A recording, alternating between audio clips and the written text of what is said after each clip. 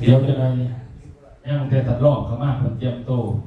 เพราะว่ามันมีหลายงานไหมเพราะว่าตัวนี้แผนเนาะแผนเนี่ยที่คุยกันเมื่อนี้ยังให้ตัดลอกแล้วไปเจรจาขายดินให้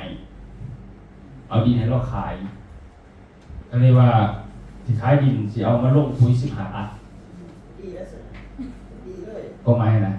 15 ตันเป็นของเจ้าของเองแล้วเอาไว้ขายแต่ละตัน2 ตัน3 ตันที่พวกขาย15-2,000พอดีเพราะว่ามันมีค่าเปิดหอเปิดน้ำมันหรอกอันนี้มันบ่มีดิบ่แม่นว่าเอา15แล้วเข้าไปบ่ได้เขาออกเลยดิคือเขาเอา15ไว้เพื่อใช้ว่าเอาเงิน6,000นั่นไว้แต่ว่าขายดินนี่ขาดทุนไปอยู่ 25,000ท่านนั้นเมื่อขาดทุน 25,000แล้วนะแสดงว่าเขาต้องหมุนดูหาเทื่อ30จะมีก็ได้5,000หลังจากนั้นจะค่อยมีก็ได้6,000ไปเรื่อยสิเกินแล้วดีกว่าเขาสิปาไว้ในดินนะก็เลยเอาไปขายตรงๆนี่เลยเอ้ามันจบก็เลยว่าสิมาหมุนปุ๋ย15 ตันไปแต่ว่าแจ้งซื้อจะไปแจ้งซื้อในซื้อตัวเองถ้าแจ้งซื้อตัวเองมันบ่ได้เขาไม่นะบอกว่าบริษัทเขาให้เฮานี่มาเฮ็ดกับทีมงานบ่ให้เฮ็ดเอาเองถ้าเฮ็ดเอาเองเขาก็ได้ยิ่งนะประมาณแต่ว่าเขาอยากให้ส่งต่อกับทีมงานเราจะไม่ได้แจ้งซื้อพื้นคันว่าซื้อเฉพาะไปปึ๊บไปบอกอยากได้นาไปซื้อเองเด้อดิเงินตัวนั้นเราติดไปแล้วก็บอกว่าได้บอสยืมก่อนแต่สัตว์ไหนจะรู้ว่าขณะโบนัสเขาได้คุ้มกับคุณยังบ่ได้ขึ้นกับเลยจะเห็นได้เขาได้เลยเป็นอย่างแต่ว่าได้ที่หลังงูหมายความว่าของทงชัยนี่บอสเอาไว้ก่อนยืมก่อนเพื่อเอาไปใช้ปุ๋ยบริส่งให้เฮานะเขาหมายนะแต่ว่าสมมติถ้าเกิดลำบากผมเขาก็ยอมลำบากดิแล้วเขาขายของอะไรเขาก็ตัดเอาสินะแต่มันจะบ่คือเฮาดิมันจะบ่ตรงคือกับเฮาในสารมันจะแตกต่างกันเป็นสัตว์นั้นเนาะก่อนสิลงเรื่องเล่าเดี๋ยวสิให้คุยไปเรื่อยมันนี่เนาะแล้วก็เป็นหัวข้อไปตามหัวข้อมันไปจะให้เบิ่งเนาะคือตัวอย่างคือแผนงานต่างๆแบบที่เขาจะว่าแผนเขื่อนนี่นะมันมีรายเหตุมีรายปัจจัยคือตอนนี้นี่เนาะคือบริษัทเท่านี่เนาะในนำพาสโคล่านี่ท่านบอกแล้วเป้าหมายหลักที่เขาใช้ปุ๋ยส่งปุ๋ยแล้ววันนี้ปุ๋ยต่างๆนี่คันเขาบ่เดินรูปแบบปุ๋ยพันธุ์มากนี่ธุรกิจมันอาจจะไปบ่ได้แล้วก็มีย้อนอย่างเมื่อเบิ่งบริษัทแต่ละบริษัทนี่ก็ไปบ่ได้บริษัทเคลียร์นี่ก็ค่อยเคลียร์ออกทีละอย่างเลยขายนำธนาคาร2 อันแบบตัวนี้บ่มีไผเฮ็ดแต่บริษัทเคลียร์หรือ2 หน่วยบ่มีแล้วเด้อขอ2บ่นี่บริษัทแซกสว่างวงบ่แม่เจ้าของก็ไปขายรถขายลากเอาหมดเลยเข้าใจมันบ่มีไผเฮ็ดแต่เฮ็ดกับบ่แม่นคืออะไรล่ะเขาสนายเขามีความหูเรื่องเครือข่ายเป็นความกล้าหาญที่จะทำแต่ถ้าเครือข่ายอื่นๆนี่นะ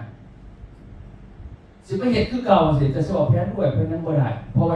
ว่าคันว่าเครือข่ายจานี่เขาสิขายกันอยู่แข่งกันด้วยบรรยากาศ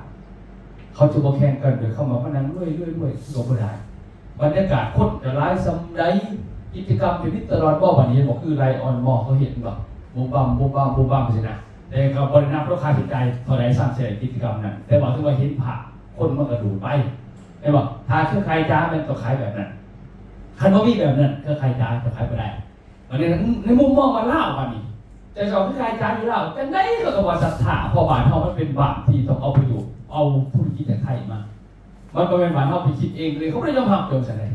นะฉะนั้นการคิดมุมมองธุรกิจเขาจะบ่คิดคือคนอื่นคิดจาเลยบ่ได้เขาต้องมีเชิงธุรกิจที่ได้ประสิทธิภาพเติบโตได้ฉะนั้นเขามาหย่อนล้างขึ้นแบบนี้สมัยเขาไปเจาะอยู่มอสิงนี่เขาเริ่มต้นมากเรื่องแรกบริษัทเล็กนะ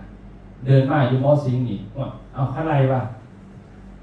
ปีนี้ขั้นมาดูนับตั้งแต่ตัวจังหวัดมาเนาะ2022เข้ามานะ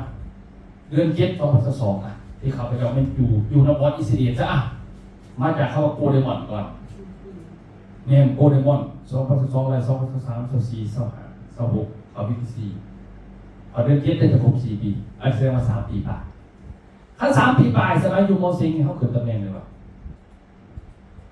แต่สุดชัดหมุกเลยนะประมาณนี้นะประมาณชัดหมุก3 หลักสีนี่สีเท่าสีหมุกขนาดสีอธิบายสีเปลี่ยนแปลงฟังมา ไม่ว่าอยู่ในเวลาเท่ากันเนี่ยคืนสั้นมุกคือมีได้รวม3 ล้านบาทรวมทุกรหัส3 ล้านบาทแต่ว่าในธุรกิจอื่นนี่กินดูนอนไปมาอยู่ในนี้ไปได้ทุกอย่างคือในนี้เบิดเลยเนาะนี่คือสิ่งที่แล้วเขาจะต้องประเมินว่าเขาอยู่มากในทีบอสอิสระประวัติเดียวนี้กับอยู่ผ่านมากเลยนะมันคุ้มต่างกันหรือบ่ต่างกันเขาจะต้องซื้อลงเรื่องอีกนะที่มีเปรียบเทียบฟังเขาจะก็วิเคราะห์เรื่อยๆเพราะว่าเขาเห็นธุรกิจเขาอยากรวยก็อยากรวยแบบสบายแต่เข้ามาสบายมันก็ต้องสร้างถึงก่อนคือนิทานหาเงินนั่นแหละผู้หนึ่งพายเรือเอาผู้หนึ่งสร้างสภาพเห็นบ่กับกอไม้ก็คือการขามครัวเอาค่าขามครัวตัวนั้นค่าขามน้ำเนาะเขาพายเรือหับอย่างเขากับเอาคนขามน้ำเขาเอาเงินก่อนแต่จะพายตลอดชีวิตได้แต่ระหว่างเขาพายน้ำเนี่ยและกระสังครัวน้ำเนี่ยดิอาจจะเสียเวลาในเมื่อเนี่ยแต่เวลา3 เดือนเขาบอจะเป็นตัวพายเรียกว่าดีผู้ที่พายแข่งเขากับบัวได้เงินเลยเพราะว่ามันไปถึงครัวของมันไม่หรอกฉะนั้นเขาต้องเข้าใจตรงนี้ท่านว่าย่อมเข้าใจตรงนี้เขาสิได้ธุรกิจแบบโบสุดละกันโบสุดนะเป็นเรื่องเขาไปแสดงว่า SAMMM น้ำบอสแท้ที่ว่าบอสเองเขาไปเห็นบริปินหรอกตัวตรงซะ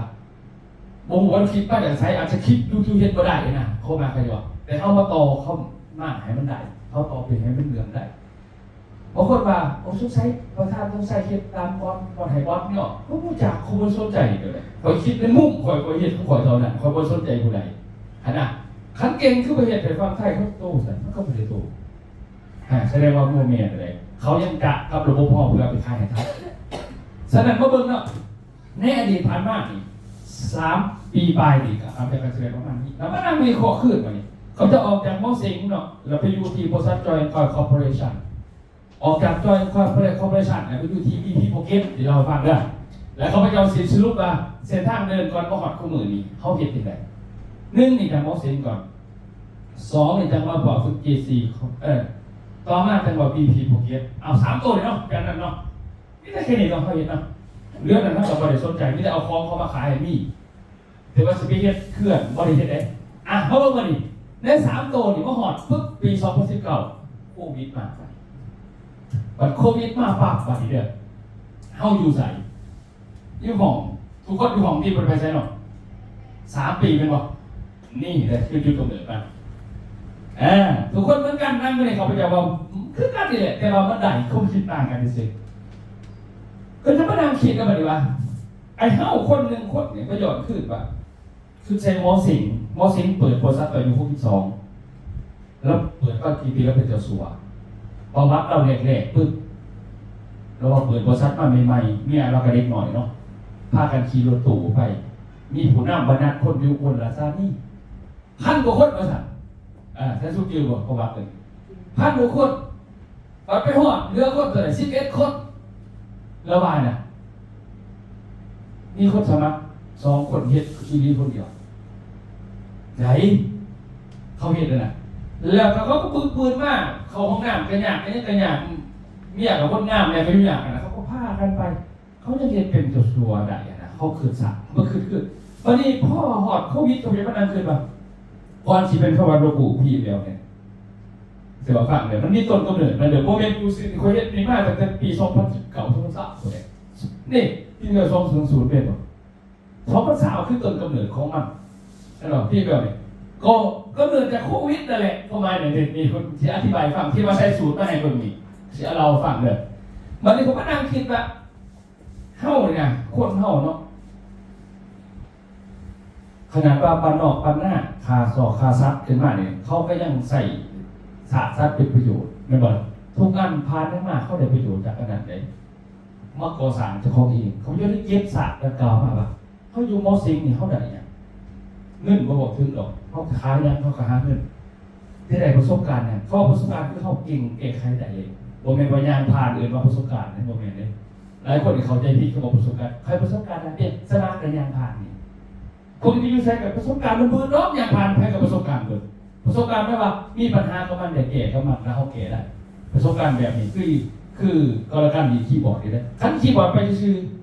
กาเปิดประสบการณ์ประสบการณ์นี่คนขี่เราตีกันแก่ที่ไหนไม่หรอกอันนี้ที่ไหนบางเวลาสิเขาพวกนี้เขาว่าเขามีคนตีกันจะเชียร์โอ้ยประสบการณ์ของร้ายของสิมีวิธีเก่งนะ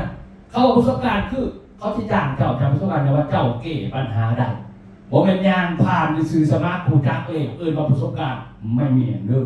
เขาจะพิจเรื่องตรงนี้เพราะว่าวันนี้ประสบการณ์เขาจะแสดงว่าสิ่งคืออย่าง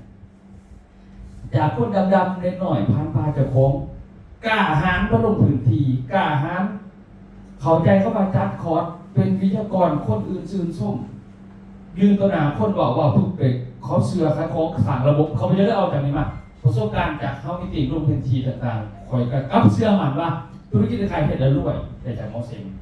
แต่เชื่อมาเลยนะเนี่ยต่อมาวันนี้ออกจากมอเซงไป UJC Corporation เขาได้ยังไงเขาได้หนึ่งเที่ยวก็คือเที่ยวบวกคนก็เที่ยวไม่บอกเขาใจดีแล้ววันนี้สองวิธีคิดคะแนนเขาคิดยังไง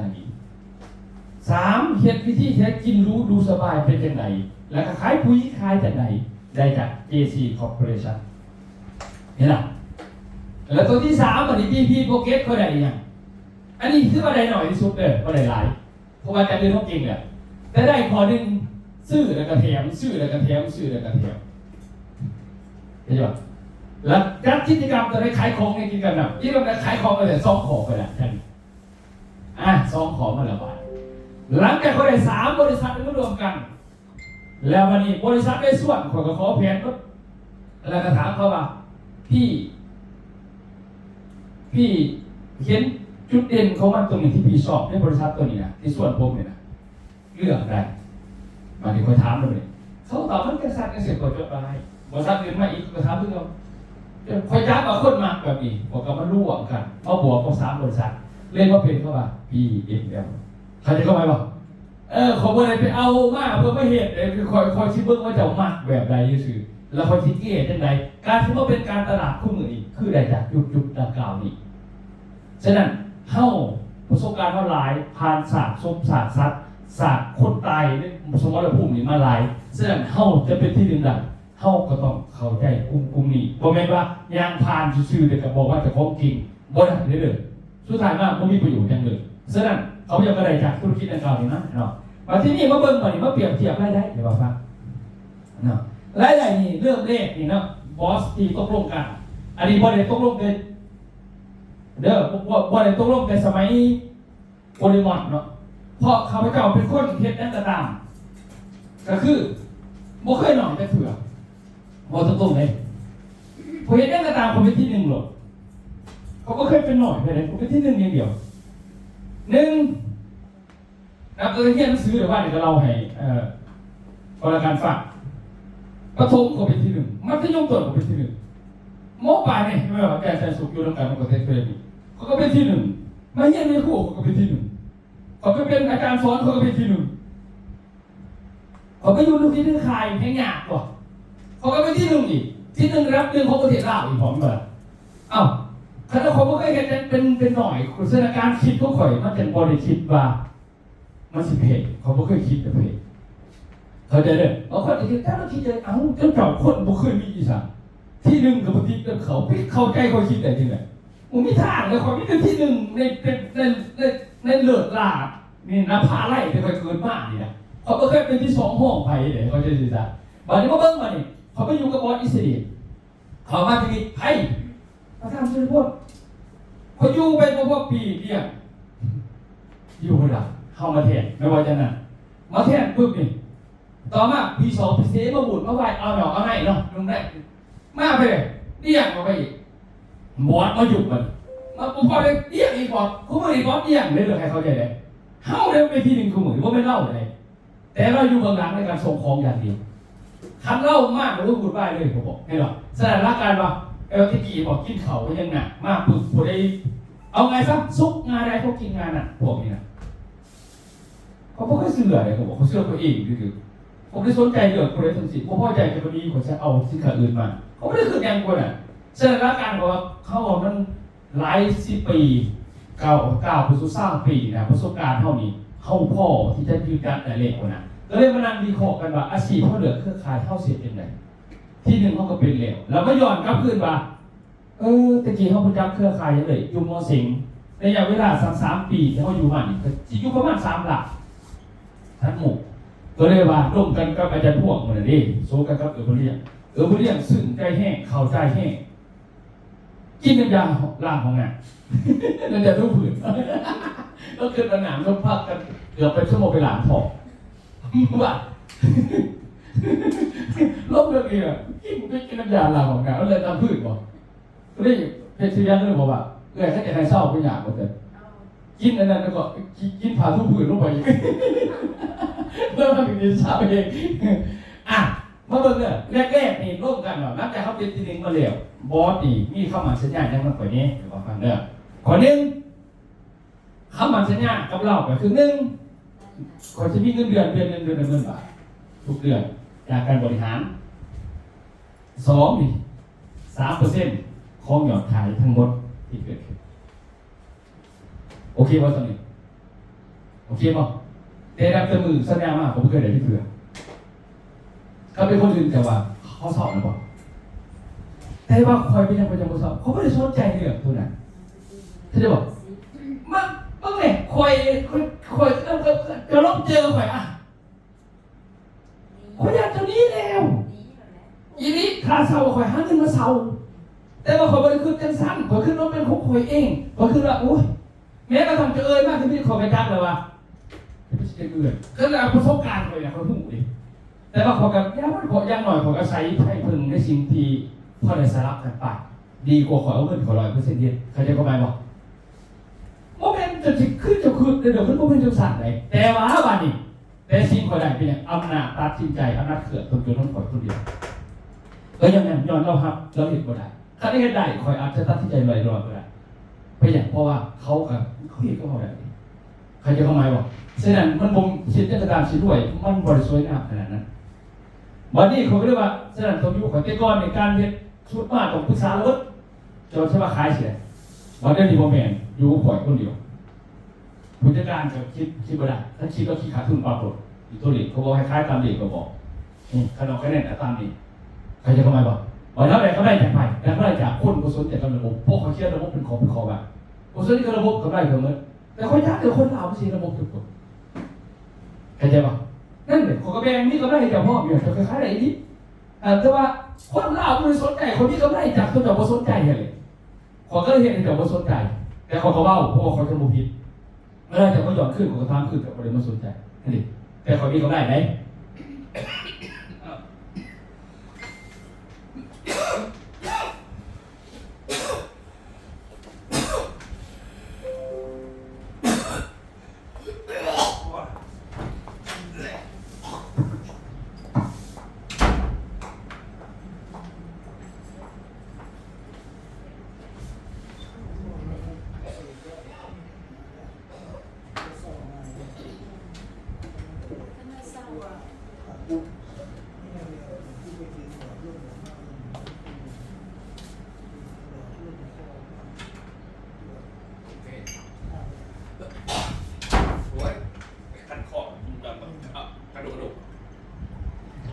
ที่ดีสิบอกว่า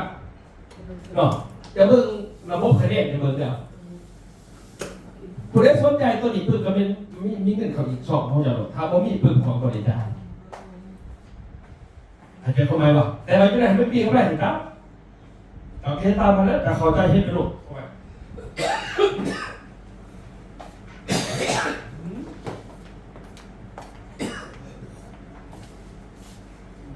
ว่ากำลังดีอยู่ดีเลยเอากระดูกสักการ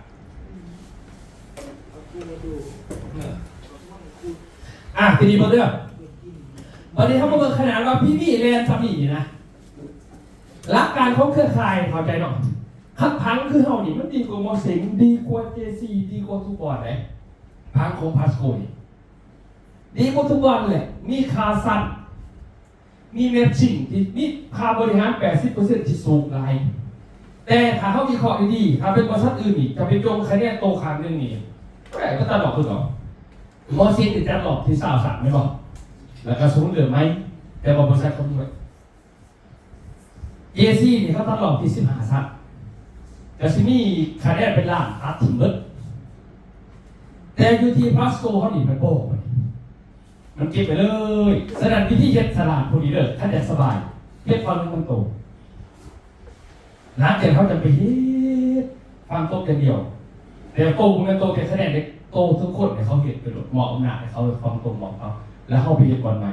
เมื่อก็เขาจะเฮ็ดอีกเบิ่งพังเลยเขาเฮ็ดเร็วสิมาสอนเนี่ยไปว่าบ่อยฟังเนาะนี่แบบนี้นะฮะเขาอยากเขาไปฟังเบิ่งพังได้นี่ฟังโต๊ะ600,000เห็นป่ะบางทีคนเป็นบริษัทดิเพราะเป็นบริษัทดังกล่าวเลยก็คนเคลื่อนคนบุคคลเป็นบุคคลเขาเคลื่อนเป็นบริษัทฉะนั้นให้บอกฟังในตั้งโตเนี่ยปรับแสดงความมีโอกาสในหาแสนตายไหมบอก80%หรอวันนี้คนจะไม่เห็นฟังในฟังเดียวเรื่องเย็ดเกินไปเขาเห็นได้หน้าเพจเมืองลาวปีเดียวเขาไม่ได้เป็นหมดเขาเปิดก็ชัดฟังอีกเลยเอาสินค้าลินไปฟังนี่คนเดียวตบนี่พอชิ้นนี่คนนี้รหัสตัวนี้เนาะรหัสตัวนี้ปุ๊บนี่มันมีฟังควรในโตอีกนะครับนี่พอชิ้นรหัสภาษานี่นะครับอีกเอาเรื่องกันมาต่อสายซีสายนี่ทั้งหมดเลยเขาเห็นสารวัตรคอยไปนี่อยู่นี่วัดเสกองเขาจะไปเดินนี่วัดเนี่ยเขาไม่ได้ไปเฮ็ดแทนผู้ใดไหนแสดงว่าเขาเดินในหูแบบเนี่ยเวลาคนทำต้นโตรหัสคนคอยได้เงิน500,000ล่ะเขาจะเข้ามาบอกแต่ว่ามันที่นี่เขาโตเขาก็เก็บให้ได้โตเลยบอกเพราะเขาโตเลยดิคนมาเฮ็ดเดี่ยวเป็นเบอร์ดิสถานการณ์เฮ็ดพังงานเขาเฮ็ดนั่นแหละเขาบริเฮ็ดแบบว่าก็นั่งเขาเห็นแต่ไหนแสดงความสูงความส่วนอะไรอีกอย่างหนึ่งเป็นอย่างบริษัทเราจริงเหตุแต่มันมีเงิน SME หลายก็เพราะว่าอยากให้จะอยู่ได้ไปเลยขายเพียงแต่เอาปุ๋ยไปขายซื้อที่อยู่หลอดเลยบริษัทเราพีวีผ่านใช่ไหมวันนี้ทุกคนอยู่หลอดเขาได้เรียกกระคองกับคะแนนใช้เอาเงินแต่คะแนนมันก็ขึ้นมากคือเขาแล้วการนะฉะนั้นเขาจะจุดระบบไปมาเบิ้งไปเลยแล้วได้บ้างให้เบิ้งได้เด้อว่าผ่านมามันคุ้มหรือไม่คุ้มนะเสียให้เบิ้งว่าเขา3 ปีป่ายจากคุยกับบอสมือหนึ่งบ่ได้3%บ่ได้ลงมาขอเดือนละพวกเองแต่ขอ10%บอสมาจากไหนแล้วแต่สงสัยก็ได้10%ก็บ่ได้ทีนี้ผมก็เอาตามแม่ที่บอกไม่ใช่คนยังบอกได้เพราะว่าผมจะเห็นคนบ่ได้คนเอา10ก่อนก็จะเข้ามาบอกนี่ก็ได้10%นี่มากไอ้เขาบอกว่าเอาคนไม่ลดไม่ดีที่ลดไปก็ได้ก็เบิ่งเขาเบิ่งก่อนดีเบิ่งได้ก่อนก็ยังเขาอยากจะเขียนว่าขอดจ้ามเจ้าเด้อขอให้เจ้าลงทุนเอา10%ก็เห็นบอกขอให้เจ้าไปเพราะว่าขอจะเอาแต่คะแนนอย่างเดียวจำใจเข้าไปบ่เพราะว่าคอยต้องการแพสซีฟเองเขาไม่ได้ต้องการมันลำบากแต่เขาลำบากเขาจะลำบากคนใหม่เขาจะไม่ลำบากเขาจับมาเบิ่งได้บ่นี่มาเบิ่งได้ไหนก่อนรหัสปนนี่มาเบิ่งว่าเล่นยังไม่ได้3 ปีเหมือนกันอยู่ที่บริษัทโอเซงเนี่ยบริษัทที่เขาบูซ่าที่เขาบูซ่าเลยหักแข้งที่สุดในชีวิตบริษัทอื่นมากห้องมากแต่โอเซงนี่โอ้เนาะรถชีวิตเพราะว่าเขากำเนิดแต่มัน3 ล้านโอ้เขาอย่างเขา3 ล้านที่ว่าขึ้นผมมีในกับผมเลยมีกับมีรักพัดรักมือสินะแต่ว่าความภูมิใจมันสูงถือว่ามีโอกาสด้วยเลยแหละแล้วก็เบิ่งไปมาพออยู่นี่มา3 ปีเนี่ยตายนะก็ได้ยังไปเบิ่งรหัสไปเด้อรหัสเดียวรหัสบนนี่เด้อรหัสบนเบิ่งไว้ได้รหัสบนก็เบิ่งดูใส่ป่ะอุ้ยเนาะอุ้ยดื้อนะนี่เบิ่งรหัสบนรหัสเดียวได้สิบอกคนเปิดวงตัวเลขก่อนอินเทอร์เน็ตวันนี้ระบบผลิตโซลาร์ในเขาบริส่งเสริมกันบริษัทพนักซ้อนดีกว่าพอเขายิงนางซ้อนแต่เท่าไรยิงกีฬากันเท่านั้นผ่านคนบริษัทอื่นจะดูไหมแต่บริษัทว่าเขาจะมาซ้อนในพวกอาเขตไปซ้อนแต่ SFM อย่างเดียวตัวนี้ลงไปลงด้วยแต่ว่ารวยมันรวยตัวนี้แต่ขั้นแต่รวยตัวนี้สบายต้อง3 คนเท่านั้นผมไม่ใช่จะไปขายแต่รวยได้เงินจากแห้งจากฟองเดียวนี่เบิ้งนี่ทั้งหมดอีกคนอายุ544,000นะครับเดี๋ยว544,346บวกด้วย544,346อันนี้คือรหัสเดียวได้รหัสเดียวได้นี่รหัสนี่แม่นฟังตุ๊กดีบทท่านเขียนเก่งบทแต่ว่านางเอาซื่อๆจากแสงจากแมสซี่คุณคาซา ไปลงไปหรือว่าเขาเห็นทั้งนึงงับก่อนโอ้ผมเปิดผู้จัดการเบิ่งเด้ออินเทอร์เน็ตบ่ทันใจเลยรหัสตัวนี้ว่าสิซัปัจจุบันนี้นางเอาซื่อๆนี่นะจากแม่สิงกับคาสัตว์เดือนบ่ได้สุดคือ 5,000 บาทบ่ได้อีหลีได้อีหลีก็สิประมาณ 20,000 บาทแบบบ่มีฝั่งตรงเลยเนี่ยมีแต่ซ้ายเดียวซื่อๆบริษัทนั้นมันสิมีบริษัทบ่เซ็งกันบ่ได้บ่ไม่ทันได้คันบ่จับคู่อย่างเดียวจะต้องวิ่งกันแต่บริษัทเขาถึงหน่วยดิตัวนี้ตัวนี้500,000 บาทเพิ่นก็ออกซะมันขาดหมดเบิ่งรหัสที่2นะเด้อรหัสตัวนี้นี่แพ้4เป็นคำนั่งซื่อบ่ต้องเป็นอีสานจับคู่อย่างเดียวรหัสนี้รหัสตัวนี้เขาบ่ได้ตัวนี้ก็สิได้ประมาณ100,000 บาทแต่ว่ารหัสผ่านบ่จือรหัสนี้เด้อ39872ตัวนี้ผม39870ก็จะได้ไปได้500,000 บาทใช้เบิ่งว่าร่วมกัน3 ปีไปมันคุ้มบ่กับไอ้ตู้3หลักที่ค่อยเคยมาแต่ค่อยได้แบบสบายได้เรื่องโตลงพื้นที่ของอะไรต่างหากมื้อนี้สิแก้ให้ฟังว่าลงพื้นที่ได้ยังไงเฮาสิไปเฮ็ดได้ต่อเขาสิบอกให้เฮาเฮ็ดต่อดินี่พวกนี้ถ้าจะบอกเข้าใจได้แต่ผมจะเสียเลย72น่ะเบิ่ง72นี่แค่4เป็นคำตัวนี้บ่ต้องเฮ็ดหยังเลยเพราะว่าสายควนเนี่ยบ่ดิแต่ที่ผมบอกว่าไผอยู่ไสดอกแต่ว่าโดนเน้นบ่แล้วรหัสตัวนี้เน้นกันเดียวเลยกันแล้วก็3ตัวนี้3คนกันเดียวสายครัวบ่ได้เฮ็ดจังสักอย่างเลยตัวนี้มาเบิ่งรายได้มันได้ทุกรอบพุ่นนะโดยที่บ่ต้องเฮ็ดหยังบ่ต้องเงินเดือนก็ได้ทุกเดือนเพราะว่าตำแหน่งตัวนี้ขึ้นโกสตาร์ตำแหน่งที่2ขึ้นโกสตาร์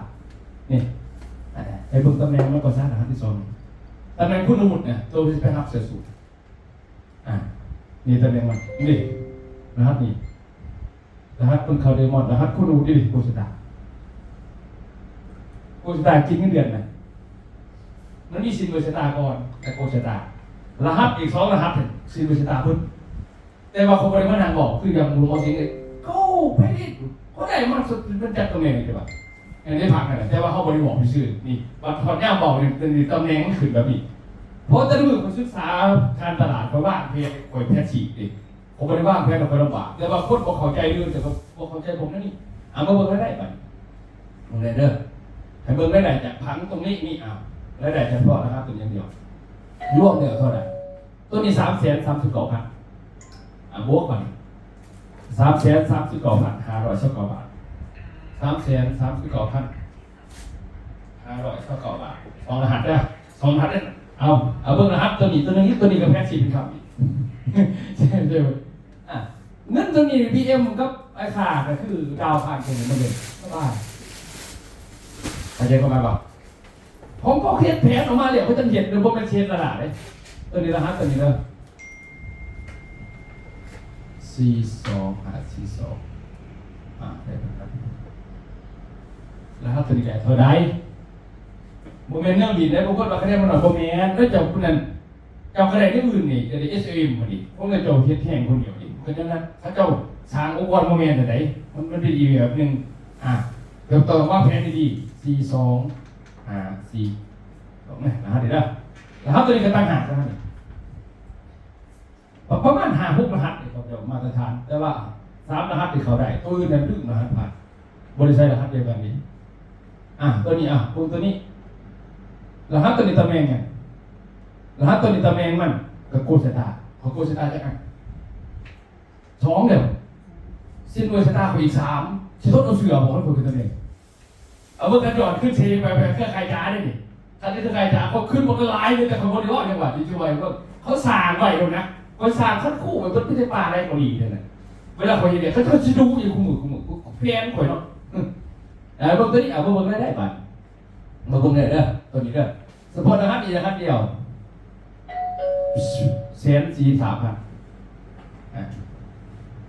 143,000 3รหัสอีกก่อนลบบวกคุณเท่าไหร่สปอร์ตได้พัน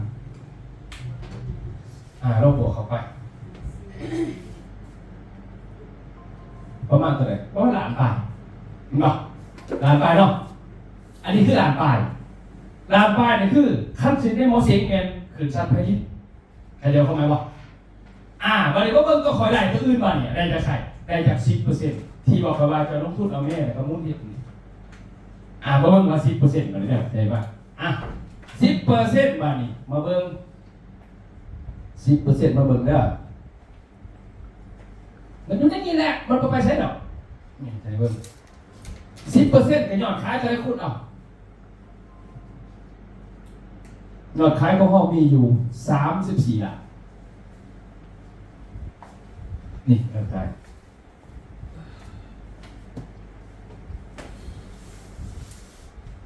จากรหัสของขน่อยนี่จะศูนย์34ล้าน18,320 บาทในเวลา3 ปีปลายถามว่าลองเฉลี่ยมันมาถึง1เดือน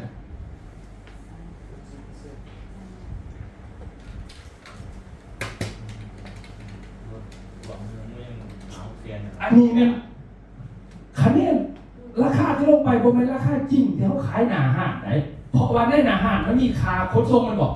บอสบ่มีให้เฮาเขาจะเลิกเข้าหมายคอยนี่คิดว่าให้เจ้า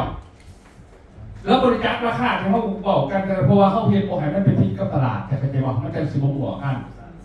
ให้เขาขายยุ่งในราคา600,000ปลายในตลาดเพื่อความเป็นพิษกับคนอื่นมันจะมาเนี่ย600,000ปลายมันมีแน่ๆคนให้เจ้าตัดไปดิแต่เวลาส่งบอสมันบริส่งตัวนั้นเขาจะยังสีซ่าเขาจะเข้าหมายวะถ้าสั่นหน่อยมันชื่อตั้งแต่ผู้นี้แล้วมันจะถูกกันหมดโอนเงินเราก็ถูกงานมันจะโอนครับแต่ว่าเราจะโอนตลอดมันไม่มีไงเลยถ้าไปเอาเงินจริงมันต้องเป็น50 ล้านเลยบอก60 ล้านเลยบอกคัดเอาตัวจริงเลยนี่เวลาลงหย่อนปุ๋ยนี่เวลาลงหย่อนเข้าไปเขาบริขี้ปุ๋ยอีกในบางเรื่องเลยเขาขี้เป็นกาแฟไปแต่เอาคะแนนให้เจ้าเขาจะบอกเป็นยังไงก็จะเห็นสัตว์เพราะว่าลีเรื่องมันยุ่งยากเขาดีจ้ะแต่ว่าเจ้าชื่อเอาคะแนนก่อนไม่หรอกคือกรการเป่าไม้คือชื่อโปรตัวนี้500 คะแนนก็ไปเที่ยวเอาปุ๋ยหายเนาะแต่เวลาเขาลงเป็นปุ๋ยเนี่ยส่วนคนสนใจจะจงการเป็นคะแนนขึ้นขนาดเขาไปลงเป็นปุ๋ยเองก็ได้เขาจะเข้าหมายว่าในเรื่องของมันนะมันมีในระบบเขาจะหมายเขาลงคะแนนเองบริษัทเขาแต่มีควบยุ่งยากได้ฮะเดี๋ยวคันเอาลงจริงหน่อยคล้ายมันสิประมาณดู60 กว่าหลักแล้วถ้าเป็นคงจริงเลยเนี่ยอันนี้มันบอกเป็นคงจริงเอาลงสำลงใดมันก็เลยมีอยู่นี่คะแนนนี่ตัวจริงเพราะว่าเขาเอาอาจารย์นั่นสื่อปุ๋ย3 ตันอาจารย์นี่มาทำอาจารย์ของการหาเราคะแนนไปเที่ยวกันบอกเราคะแนนมันผ่านคะแนนตัวนี้มันคงจริงนะแต่ว่าปุ๋ยตัว3 ตันเขาไม่ได้ลงสื่อเป็นปุ๋ยเขาลงเป็นยังไงเขาไม่นะให้ราคามันต่ำลงเข้าใจเขาไหมบอกเขาจะเงินอยู่34 ล้านเลย34 ล้านเท่าไหร่10%วันนี้3 ล้าน 43 ล้าน 4วันนี้อีกการป้าก็คือ5 ล้านในเวลาสมัยเขามาเปรียบเทียบก็คอยระบาดคือมอสิแบบตัวนี้คอยชนะเขาคอยจะไม่ได้สักวันบอกว่าเราอยู่นี่มันมอ2จะไม่ขึ้นได้ยังไงคงจะบริเหตุทุกหอยเหตุเนาะจะเห็นทุกหอยจะกระโดดเลยจะบริมาคิดเป็นน่ะจะคิดต่างกันทุกหอยอีกนี่แหละฉะนั้นคู่มือนี่อยู่นี่มันเนื้อแต่สิ่งที่เขาเห็นกับมอสิงเลยเนื้อเจซี่บอกว่าเธอปีพี่มันเราบอกเธอพวกนี้นะเอาเจมอสิงในตัวรักที่เขาหักเงินใจตัวอื่นนี่พอท่านลดใหญ่ได้มันยังหน่อยลงมานะก็เลยว่าเปรียบเทียบว่าโอเคมันไปได้วันนี้พอมันไปได้แล้วตอนนี้เนาะวันนี้มันหย่อนขึ้นวันนี้เขาไปจะเล่นกันเลยว่าเห็นบอกวันนี้พวกก็แผนสอดแผนวันนี้เขาเพียนยังก็ต้องมีแผนพวกกระสือเพียนเป็นแบบก็เมื่อทีมระดับเลยวันนี้นี่นะวันนี้ก็เบิ่งพังวันนี้เบิ่งพังอินเทอร์เน็ตเนาะก็ท่านใจหางนี้บานี้มาเบิ่งบานี้เขาไปเจาะกันเลยบานี้มันบอกถึงกฎหมายของสปปลาวบานี้สินค้าเทเลโต้เห็นบ่บานี้พวกสินค้าบีโฟเม่ก็ได้สิเป็นกาแฟบ่ตอนหน้าไปคือพาสโกลาวเป็นตัวแทนของเป็นลาวเขาจะเข้าหมายบ่เพราะเอกสารมันจะผ่านเป็นลาวมันผ่านพาสโกลาวเขาจะจุดอีกก่อนเด้อเพราะมันยากเหลือกันภาษีกับเรื่องเอกสาร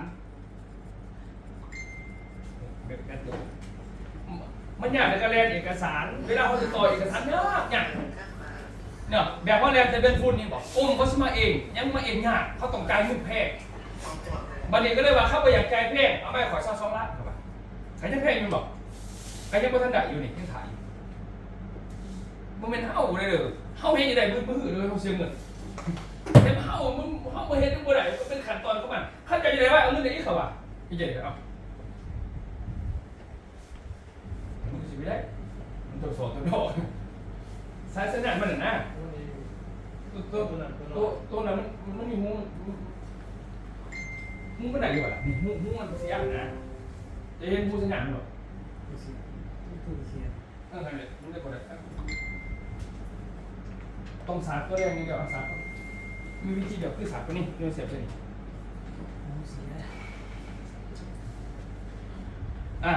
บัดนี้ยังหรอบัดนี้มันบอกถึงว่ามันบ่แม่นเฮ็ดได้เฮาสิเฮ็ดเข้าใจตามใจเฮาบ่ได้เดี๋ยวมันเป็นกฎหมายไอ้คันให้มันถูกต้องมันเลยมันนี่คันเฮาเฮ็ดสินค้าสมุนไพรบัดนี้มันบอกถึงว่ากาแฟชามันหลายทะเบียนคันหลายทะเบียนดังกล่าวเนี่ยตอนแรกๆเนี่ยเฮาแลนจังนี้ก็ได้คือเบิดเขาให้ง่ายๆเขาจะมีเงินให้เขามันหลอกต่อมันหลอกต่อทะเบียนปุ๊บหมายว่าก้มเพราะเอกสารมันบริพันธ์แผนกไม่ได้ยังยื่นให้บาเฮาเฮ็ดตามนี้แล้วก้มหมายว่ากระทรวงเขามากถ้ากระทรวงมากเขาจะมากวด3เจ้ามากวดเจ้าวันนี้ปานนี้เวียงจันทร์กับปักเสปัญหาจากกิโลมันเข้ามาค่าใช้จ่ายแม่ใครเป็นคนจ่ายเอาเมื่อไปเคยมีเวียงมาเพราะว่าให้เขาใช้จ่ายมาไม่หรอกเงินเจ้า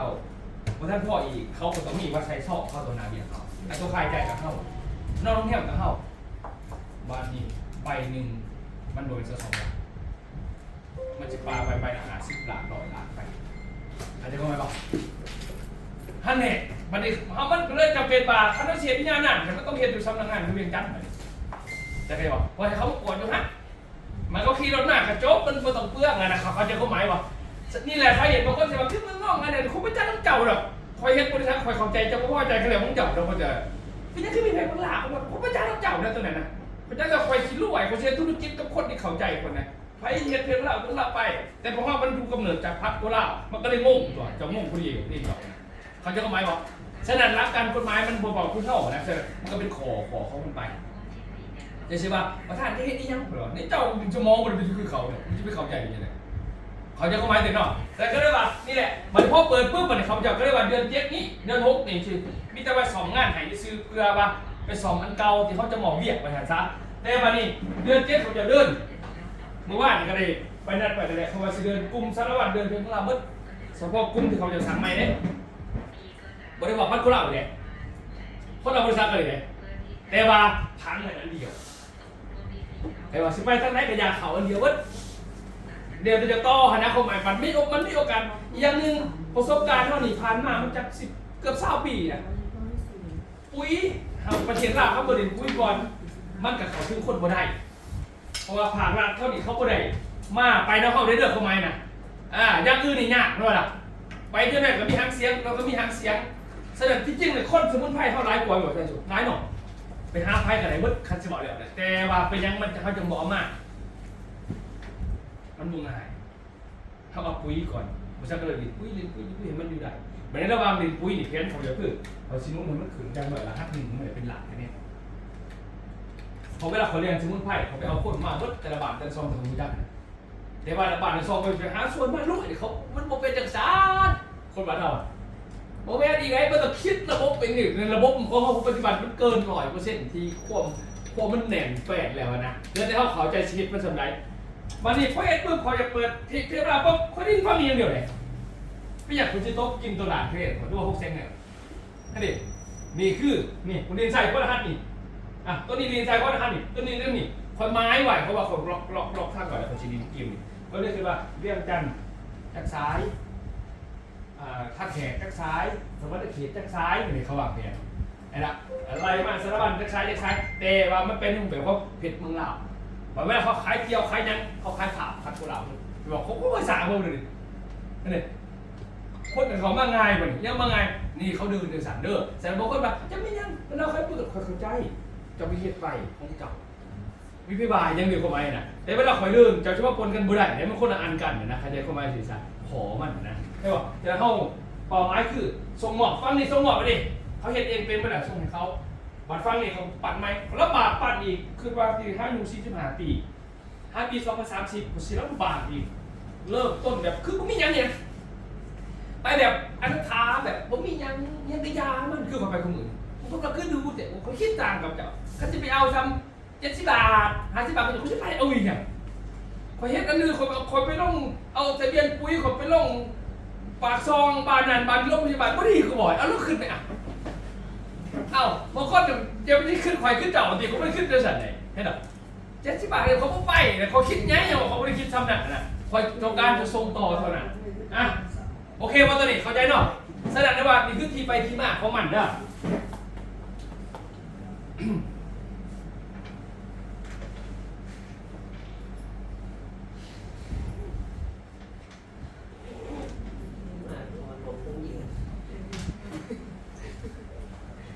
นี่น่าต้องมองลงทั้งยืนเลยยังผมเก่ง ใช่ ไป อายุมีเมียครับ เห็นไหมเมียกันอีกเนี่ยเนี่ย มีอาจารย์ในกล้องเลยนะ2 กล้องที่มันหยอกกันนะ จำคุณเลย เพราะว่ากล้องท่านไปฝากนั่นแหละไง นี่จะจำตัวกัน สัญญา